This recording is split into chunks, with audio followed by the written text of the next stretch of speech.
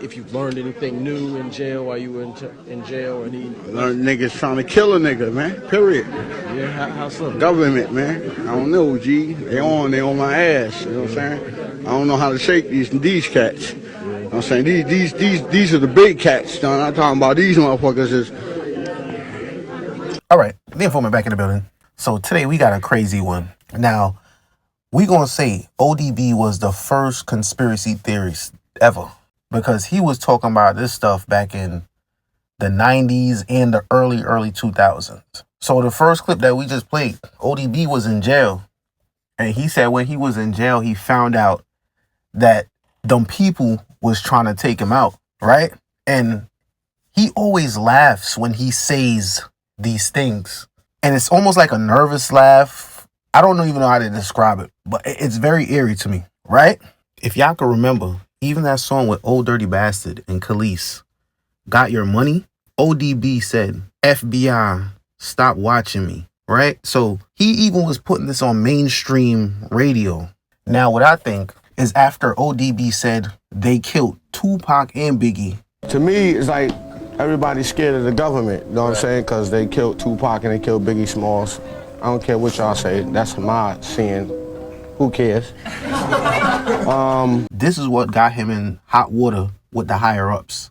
And this is why after he said that and he went to jail, he said some people was trying to kill me, like real bad. And he said everywhere he turns, he just feel paranoid. And then he laughs, but he's also like, there's no smile on my face.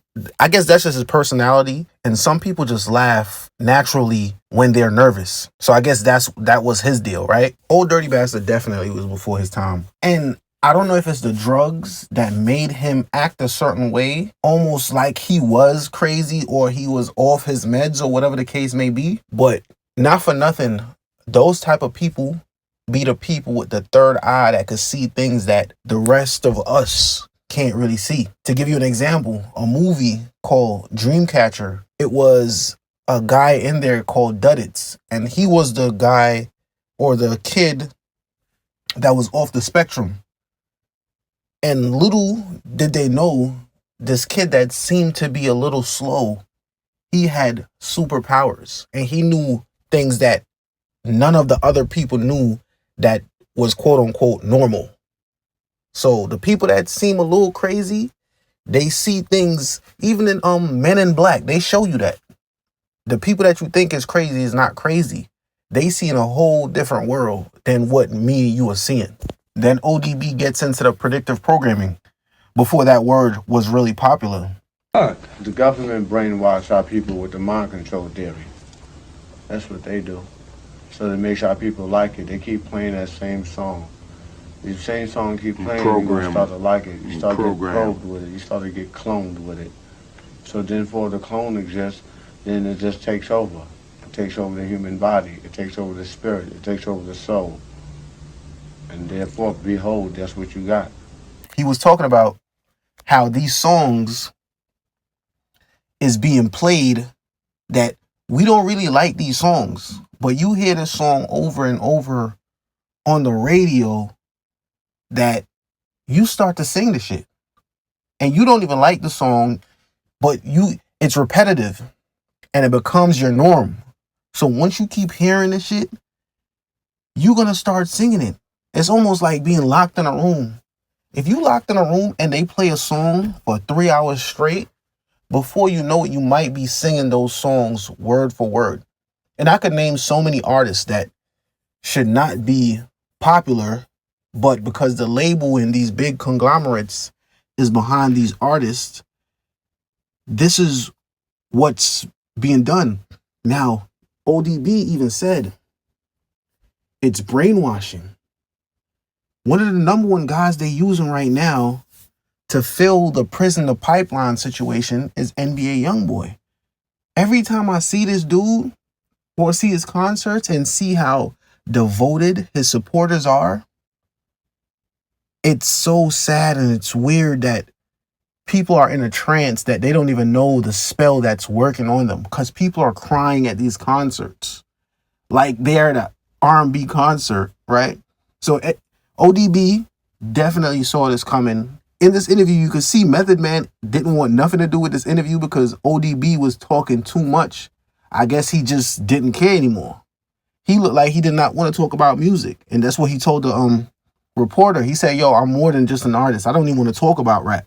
To see him up there in front of everybody saying that he been having nightmares that somebody is trying to come and snatch his life away.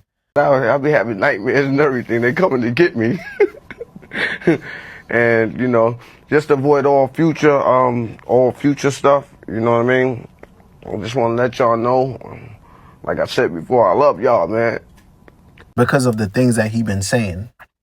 And the weirdest thing is how people are programmed, especially in these interview settings. Like back in the day, MTV, TRL, it's a big crowd of people.